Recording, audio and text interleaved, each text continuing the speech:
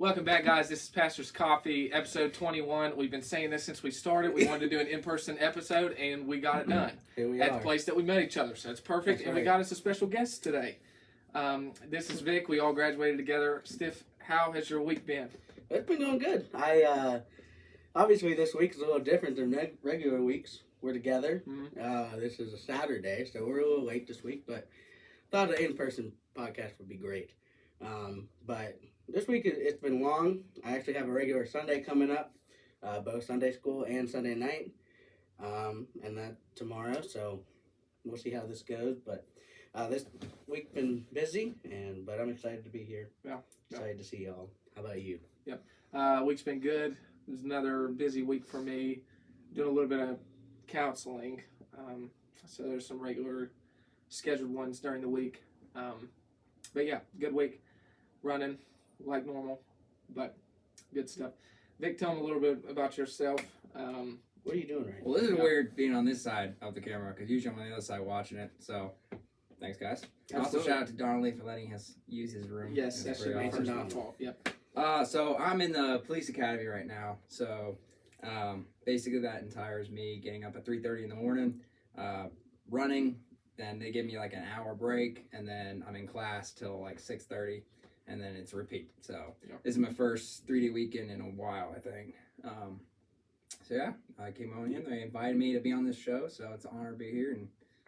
And watch some stories. That'll be pretty good later on in the episode. But the number one thing that we kind of wanted to talk about, just being here, it's the first time back for us in a while. Yep. And just thinking about all the things that we learned here, and either God brought us through here or taught us. There's all the lessons that we got. So is there anything that kind of sticks out to you being back here that comes back to mind right away?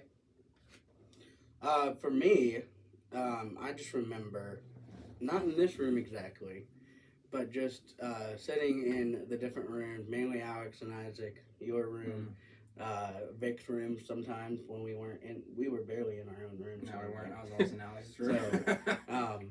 But just the community and the friendship that we had together as us guys, and it's just something that I'm never gonna. I miss it a lot.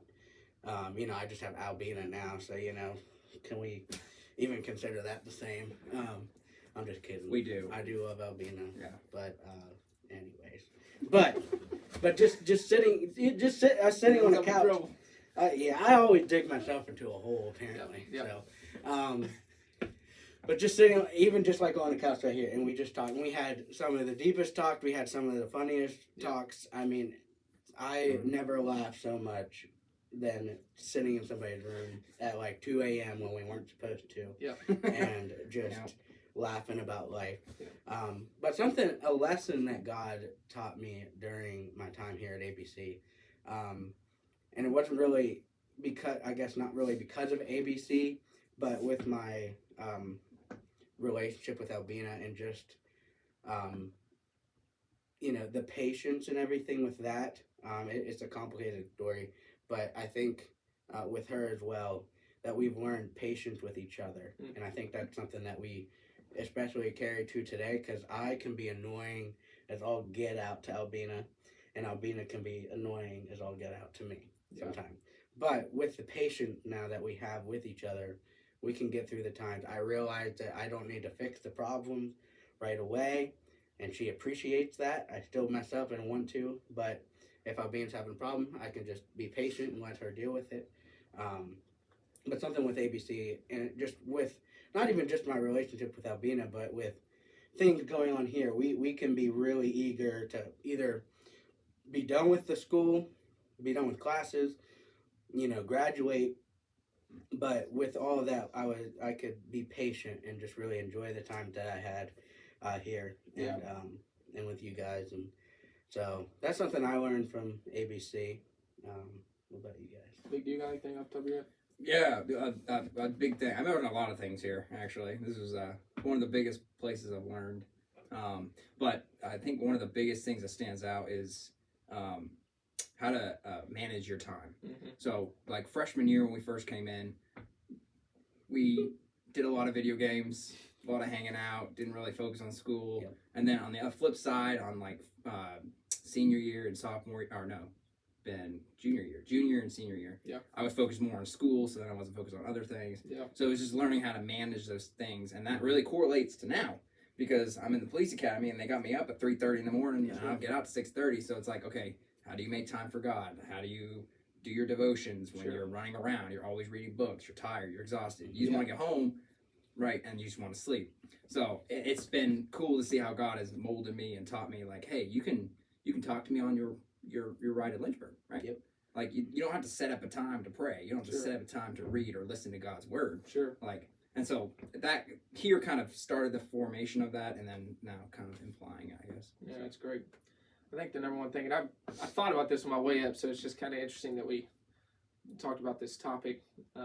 We kind of just go with the flow a lot of these weeks, but it's nice. It's nice to have this one while we're here, because it just brings up a lot of memories and just some really good times and some things that God brought me through. But it's no secret that basketball was a huge part of my life here. What's it really? It still is today. But I think it was so influential my junior year, because I was having the best season that I had up until that point. Came off ankle surgery the year before, just a lot of different things that God put me through. And you guys have heard on the podcast before that coming into ABC, just had some really tough experiences my senior year of high school and just getting here. And that's not really the point, but just everything that led up to that point. I was having a great year. And then we're about to play Crown, our biggest rival, my junior year. It's at home. And I've told people this before, so to some people it'll be another reminder, but it really started to become one of the biggest lessons for me, because I to be completely honest with you, walking into the gym, I remember getting super emotional, and I felt like I had this thought. I said, if this is my last game, I'm content. And just everything about that night was so eerie. Walking in the gym, it just felt weird. It felt like it was my last, and I just kept having this thought. And then I start the game, and it's 4 minutes into the first half, if I'm not mistaken, and I step under Tanner, and my ankle completely goes. I felt my ankle touch the floor, and it was my left ankle, everything that I had my problems with before then, and sitting on the ground in agony, and I was really trying to get up and play. I got up, stood up, and tied my shoes, and then as I tried to take that first step, I was done. But I remember sitting on the ground. I remembered that thought. I was like, man, that's it. This is it. I'm done. I've done everything to get back. This was it. There's no coming back from this one. And I just remembered my parents were in, and I ended up staying in a hotel with them that night. Mackenzie got in too, and we were all together, and my grandparents.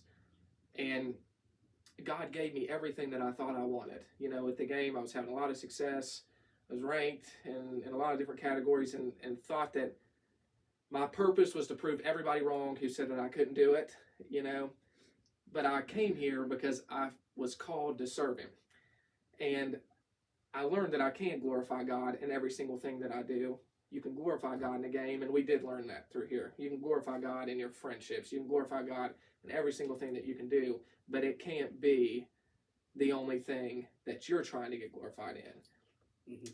That can't be your goal, is to get the glory. The goal has to be to give Him glory. And everything for me up until that point was, I was so ticked off about everybody saying that I couldn't be good in this and couldn't succeed in this, that I was putting it all at them, and saying, I'm going to show you that I'm going to do exactly what I said I would. And for what?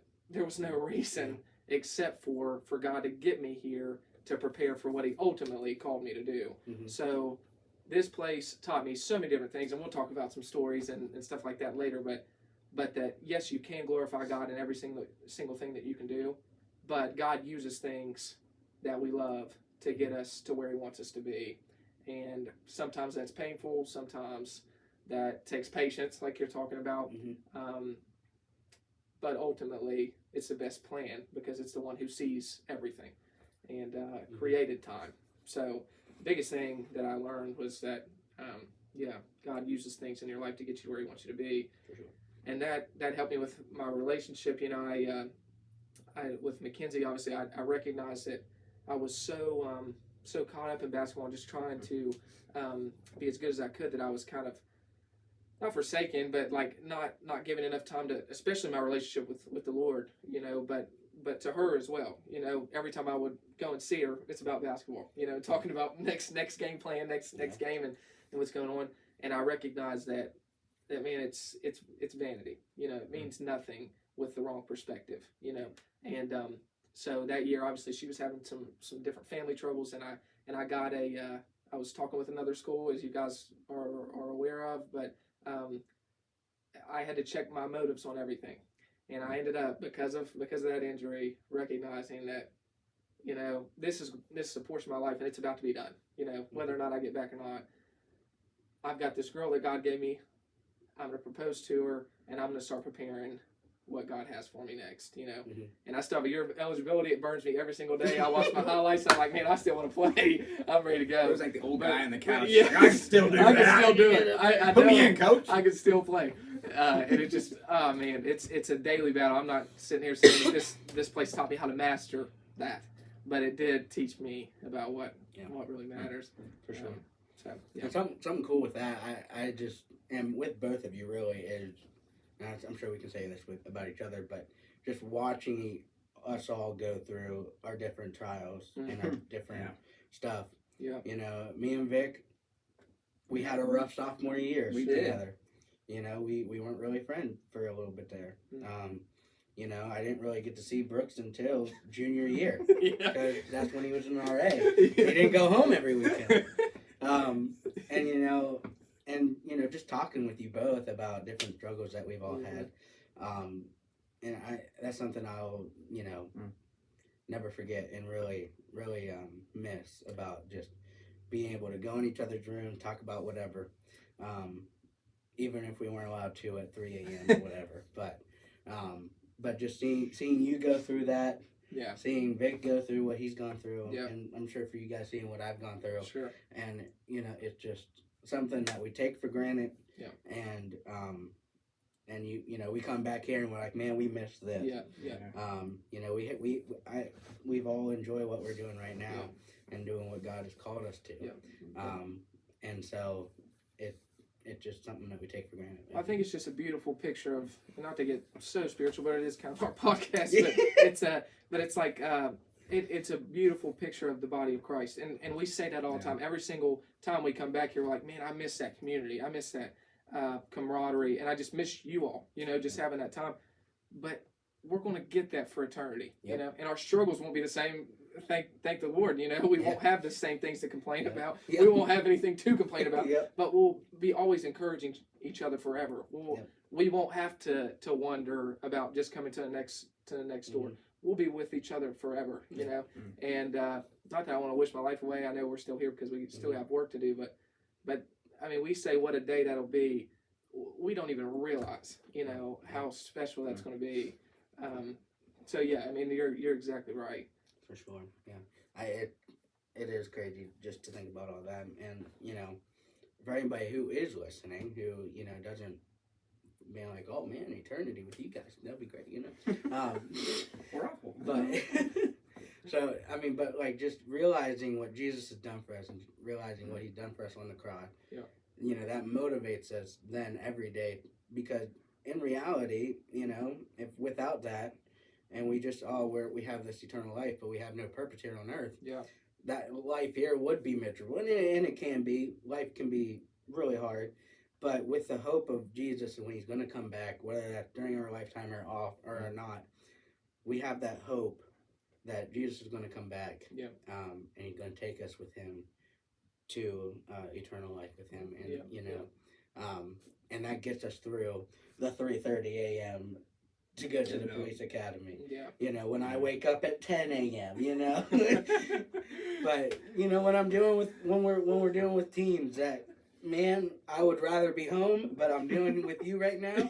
But it gets us through that. Jesus is the reason for all of this, and and I think something cool, Vic, that you maybe could talk about here real quick, is because me and Brooks are pastors, so obviously.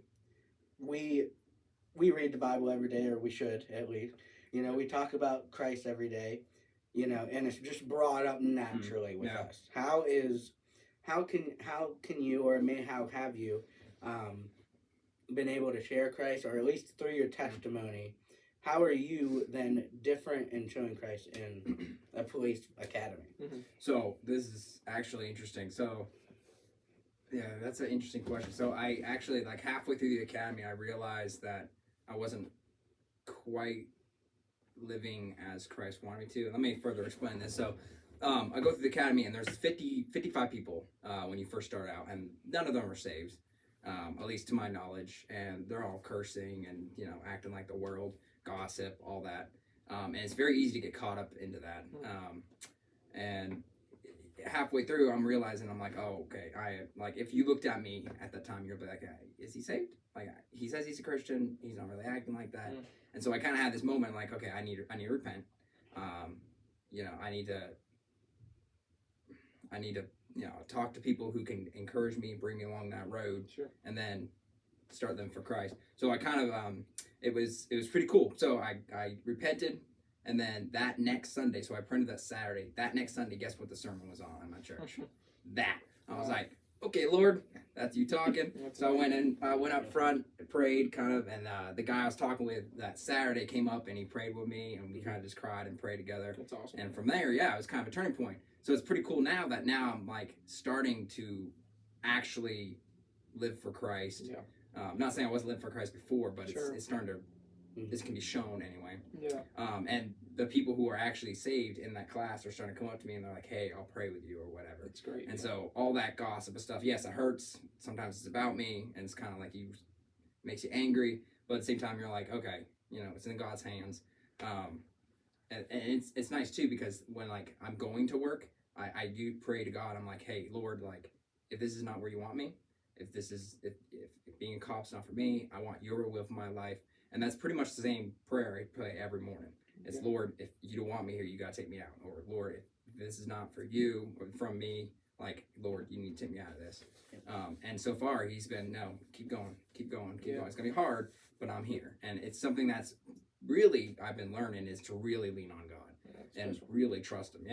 And it has been easy, but it won't be.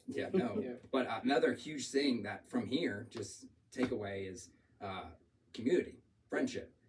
You know, I count my blessings every day that some of my best friends are pastors in my life right now. And it's really helpful because I can lean on them. Like I know Alex, he'll send me scriptures. Shout out to that dude. I love them because I'll be in the morning. Sometimes you don't have time to read scripture. You pray, but I just don't have time getting up that early. And he'll send me a text message. So when I get back to the car, I'm like, I read through the text message and it's this prayer or scripture. So like I can lean on those guys, and then I can take what they're learning and I can bring it to someone else who's not saved, and I can kind of dissolve my knowledge to them. So super encouraging. So that's a little side that's not from pastoral side of things. I appreciate you sharing that. What we need. And that's something I try to encourage my youth is, you know, I know most of you, probably maybe even none of you, will be in ministry, technically, full-time ministry one day. But in reality, wherever you are, and whatever you're doing it for God, and that's a way for you to have a ministry through whatever you do, whether that is being a cop, even a janitor at a school. You know, you have a way to show your testimony to other people, and I think that's huge when you can have your testimony show. So, you know, you don't even need to really talk, but people can see you and see that you're different. Absolutely. And they can see, you know, why are you not cussing? Why are you not taking in part in these things? And so that's really cool. It makes you stand out. For It's a sure. sore thumb, but it makes you stand out. Oh yeah, I'm sure. And it's attractive to people. And they're like, oh, why is he different? So it's the thing about, I mean, not everybody is called to full-time ministry, and I think this place in the beginning, it was kind of put off as kind of because we kind of thought that, oh, if you go here, you're automatically going into full-time ministry. You know, it was kind of that thought. Not everyone's called to full-time ministry, but everybody's called to something. And I think that's where our spiritual gifts kind of come in to play as well. You know, as we're walking with the Lord, he starts to reveal more about us, you know, that we don't even know, and the ways that he's going to use us because of the things that he's given us and the experiences that we've had. And they help us along the road to get to where He ultimately has for us, and you're starting to see your path, and obviously Steph and I are going towards ours, and just everyone. I think there's so many different people who kind of struggle with their identity and their purpose moving forward. What's God's will for my life? And it's such a struggle.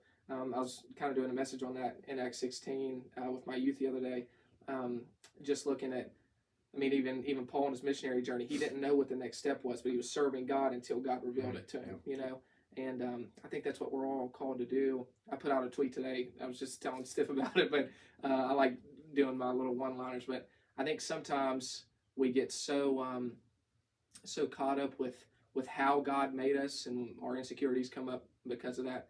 But we don't let Him tell us enough who He made us. And because of the cross, we're children of the King, of the Most High, and we have that for eternity. No matter what path God takes us, no matter what people He puts into our lives and minister to, we have Christ for eternity. And that's the only gift we need. With Him, we have everything. So yeah, I don't know. That was great. Appreciate you sharing that. But anyway, it's been a privilege to be back here. But obviously, with that privilege to be back here, we talk about these things.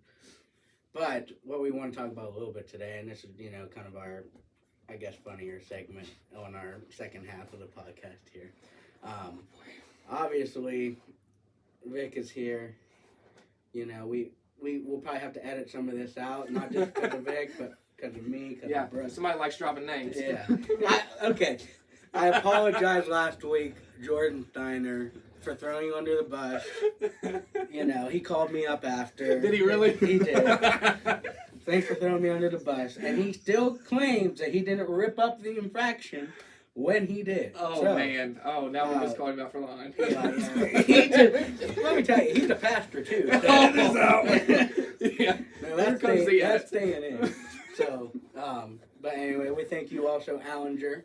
I threw your name out there, so we appreciate you. But, that's right. But anyway, just something real quick. I just want to tell, first of all, how maybe you can talk about how you first met Vic. But when I first met Vic, I met his brother at the preview, as long as you. Yeah. But I did not remember you, Vic, at all. Yeah. But anyway, makes sense. Me and Evan LaValle, we're just dropping names in. Let's just drop them. Let's edit it out later. Evan LaValle was my roommate, and I don't know if it was the first day, but it was the first couple days. And I just walk into my room, and I still have the video, but Vic's sitting there in my rolling chair, yeah, beard and all. Mountain man. I do remember that. Legs crossed. I can't quite do it, but he said, if you want to put your leg up. Yeah, just like that motion right there. But he was a counselor. He was tell me about your day. He was in short shorts almost. It looked like.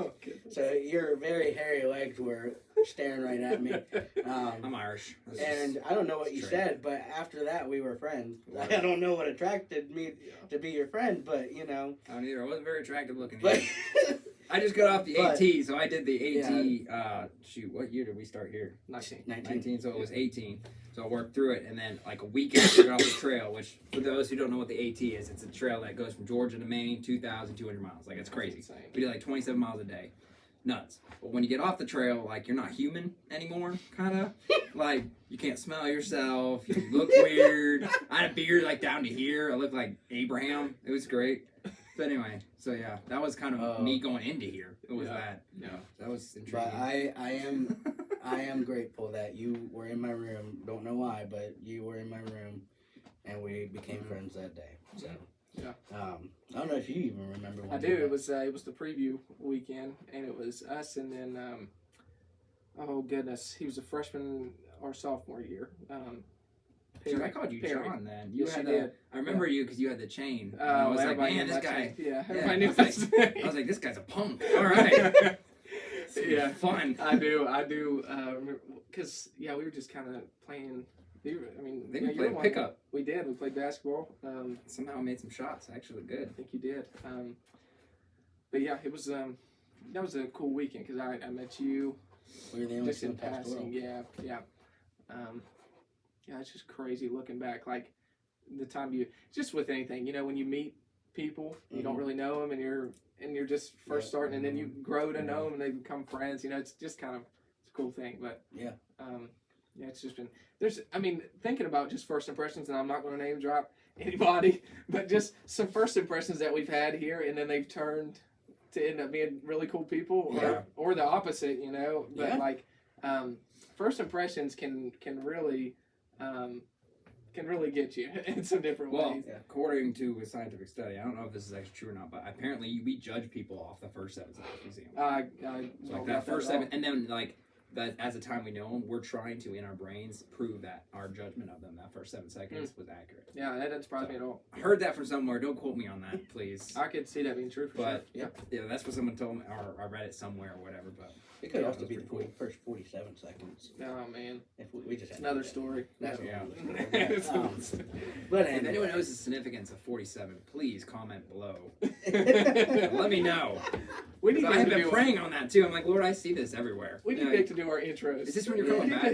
Just have some special guest appearances there. That's be hilarious. But yeah, I just, and with Brooks, I don't really remember the first time that we met.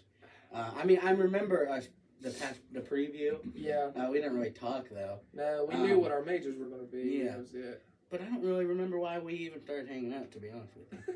Did you just go to his room randomly? I think I went to your room and maybe basketball. That's probably what it was. Could have been. I don't know. But because you were on the I was on the basketball team for 10 days. Yeah. I wish I would have stuck with it just for the experience. But probably played. You never know. Yeah. But yeah, just I do remember going down to you and Ruby's room at the time. Yeah. And just looking back, did you had a basketball hoop down there? I did. Sure. Yeah. I don't know if it was yours or not, but me and Ruby got real intense in a dunk contest, and we broke a basketball hoop. Yeah. I don't remember if that was yours. I think that was his. That was his. Yeah. Okay. But those were some good times. There's so many times that I could mention that just probably shouldn't be mentioned. Yeah, for sure. Stiff was famous for breaking things in the dorm. Yeah. So, if you come in the dorm, you're like, oh, that's new. It's probably because Stiff broke it. They had to just replacing things one at a time. Broke a door. The exit sign. The shelf downstairs. Kept all the laundry on there. Yep. I'll tell on myself for a second. I'm not going to include the other people that are involved, but obviously, you're not going to. No, I'm not going to. They wouldn't care even if I did. I won't. But it was my junior year as an RA, and I had 2 guys come up to me and say that their dream, their like bucket list item, would be to sneak out of the dorm past our curfew. Oh, I did that. And you didn't have to incriminate yourself, but I guess we're going to. Fifth Amendment. But we after a long interrogation with them 2 and just vetting and making sure they weren't going to get me in trouble.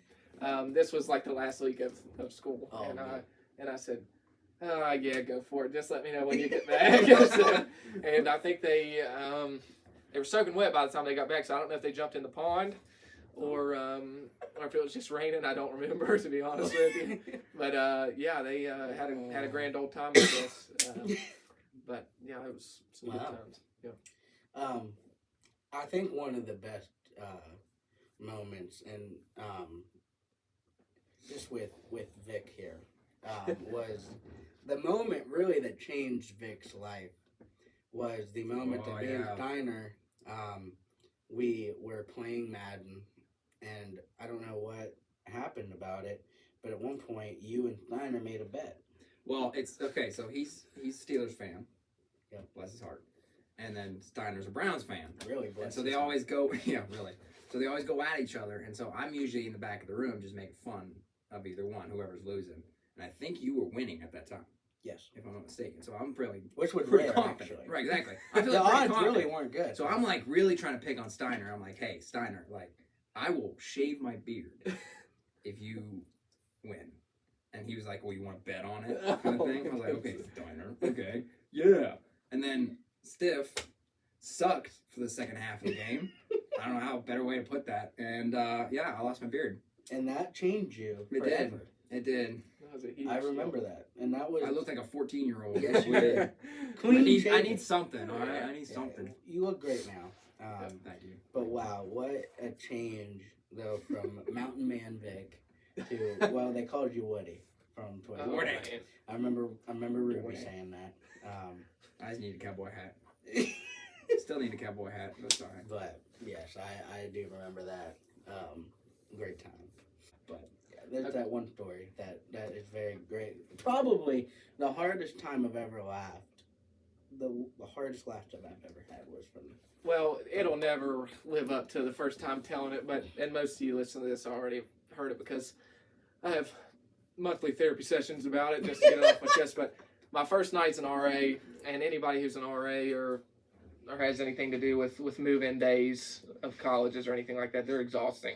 They just really are. You start early in the morning, and then all day you're carrying bags and talking to so many people, and that's ministry, it's talking to people. So I'm getting better at it, but it's it's all day. I'm talking to parents, talking to new students, and this is just the new students, so freshmen and transfer students. But I've got this one guy, and I love him. If he's watching this, you're awesome, buddy. It was no hard feelings at all. But this is he'll bill you for his monthly therapy. yes, you owe me therapy sessions.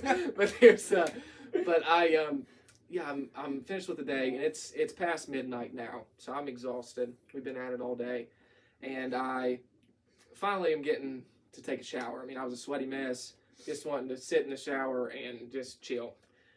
And I hear he's old. That's why he's sick. I am. I'm getting feel old now for sure. But I have one of my guys. Mind you, this guy isn't even on my hall. I am not his RA, but he's looking for his RA, and he's screaming his RA's name through the hallways. And we've got center block walls, so you shouldn't be able to hear it, but I could hear it through the shower. And I hear the door swing open as I'm in the shower, just praying that he is not asking for me. And I can just hear the footsteps. They're getting closer to my shower, and I'm still just trying to mind my own business and half asleep in the shower. And before I know it, he screams his RA's name, rips my shower curtain open while I'm doing this number, and he saw all of me. Screams his RA's name, and I say, whoa. Whoa. I'm not him. What do you need? And he says, I need you to go fix my bed. And I'm really trying not to lose it here. And I say, can you just give me 5 minutes? I will be right there. I will be right at your room. So I get in there, and he's sitting in his chair by his TV in his whitey-tighty underwear. And he's watching Fairly Odd Parents. I always love that detail of it. But he's really into it. And we go to get his bunk bed, and he wants to, and one of them's off the peg. So we lift it, and I'm about to go wake somebody up because I didn't think he could help me lift it. But he says, no, we got it. And I'm talking, we get it up, and he's shaking his arms, and I know it's just going to fall on my foot and just make my night even that much better. But we got it on the floor. But I will never forget that. I mean, mid-scrub, he saw everything. If you ever wanted to know anything, this is awful to say, but you ask him, because he can tell you. So, but yeah, that's I will never forget that one. Had a lot of RA kind of initiation things. Yeah, I got woke up at 4 o'clock in the morning about this guy said a skunk was right by his window, and he wanted me to do something about it. I don't know what he wanted me to do. So that was nice. I wanted to fight him. But yeah. Shoot it. Yeah. Oh goodness. Oh, that is one of my favorite stories, and it makes it better when you know who the person is. It does, and most of you will. But it is just something different. One of these days, we're going to bring Steiner on here, and we're going to talk. I'm afraid to even say his nickname. I'm just going to say the word toboggan, and he'll know what I mean. I'm good. And please bring Steiner on. And the Kroger bag. Kroger bag. He'll know what I'm talking about. But one of these days we'll have to bring him on here and tell that story. Got one in the backpack. Got one in the duffel bag. I even got him in the Kroger bag. Plain sight. Plain sight. Shape serving the Lord. Oh man, we had some good times, man. That just got us off the ABC alumni list. Yes, it did. Yes, it did. I will. I have to take this one story to my grave, but I'll give at least enough of it, because the person involved told me I could never share, because it's so hilarious. But it was on a basketball trip, and it was in Tennessee, and it involved a hot tub, and that's all that I could go with it. Tell you two off camera, but oh man, we had some good times. What was the stories that you should tell? You do a really good job. When I almost ran over Patty, I think. Or was it Robbie? Yes, Steiner told me to I tell almost her. killed somebody. It was great. So, we're coming I mean, back. not great. Obviously, our school is very famous for this one restaurant, and it's Cookout. Yes. Everybody goes to Cookout all the time. Yep. Milkshakes. And this night, we were going to get milkshakes. And Vic was driving. It was me, and then it was... Set the tone. I'll just not say the other names, I guess. Don't say that. Yeah. But I think Thing one and thing two. I don't remember who else was in the car. It was just Anyways, me and you. since you already dropped, huh? I think it was just me and you. Oh, maybe. But anyway, there's certain people named Patty and Robbie that will just throw their names out there. Okay. They can take it. They can take it. But I've They're I've never seen someone so mad at this time. But what happens is we're coming into the school right here, actually, right outside this dorm room, not room, but the dorm hall here. And they're crossing the road like they're about to go to. No, they came back from Cookout, so they're crossing the road.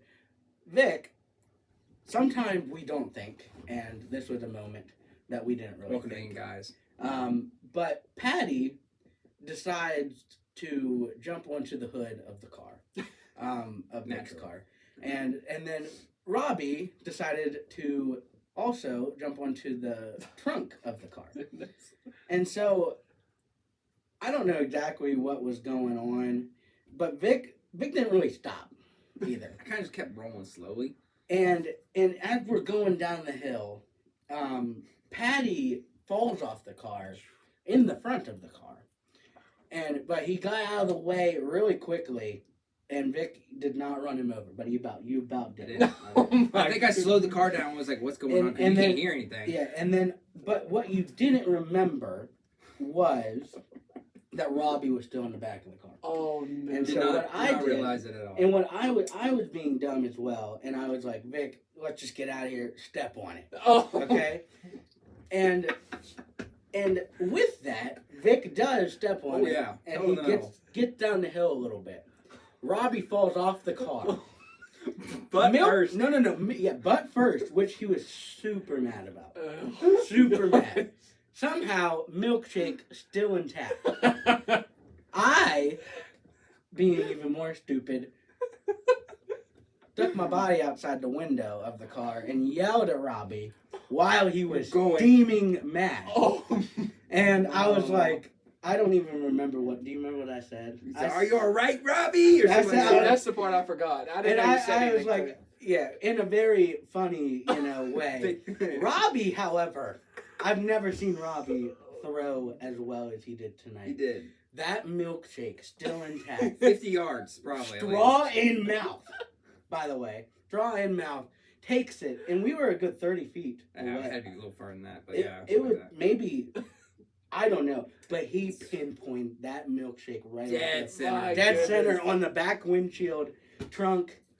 Wow. And dorm devotions that night were very awkward. Because that was right before the dorm devotions. That's hilarious. Oh, and because I was confused the whole time. It wasn't until I turned around after you were like, "Robbie, you all right?" I was like, "Did somebody?" Oh, I was like, somebody. We didn't really realize what happened. Yeah, someone later, the next day, told me, "Hey, this is what happened." It was Steiner. Hey, this is what happened. This is why you're everyone's mad. I'm like, oh, okay, that makes sense. That makes sense.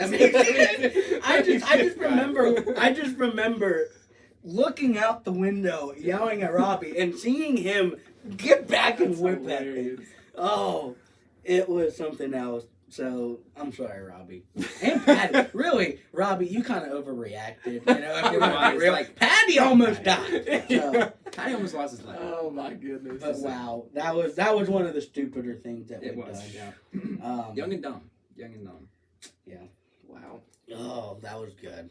That was a good time. Not in the moment. They were No. super heated. Super heated. We laughed about it later. They did. They did. So. But anyway, guys, we thank you guys for listening this week. This is a special one for us. Great to be back together. Yep. Today we are playing in our annual football game. Me and Vic are on the same team. Brooks is going to lose. But that should be starting here real soon. Yeah. But thank you guys again for watching, listening to us talk. Yeah. And good job for Brooke to not shout out any names. Yeah, look at I We did. I say names. that. But again, like, I'm off the hook. Yeah. I try and keep them right, y'all. I try and keep them But right. anyway, thanks Vic for coming on. Oh, Give us some suggestions. Though we're going to go back to our normal way next week. Put out a story for you to. Yeah. I'll make some more. So, but anyway, thank you guys. Give us some ideas, and we'll see you guys next week. We'll See you all. Thank you.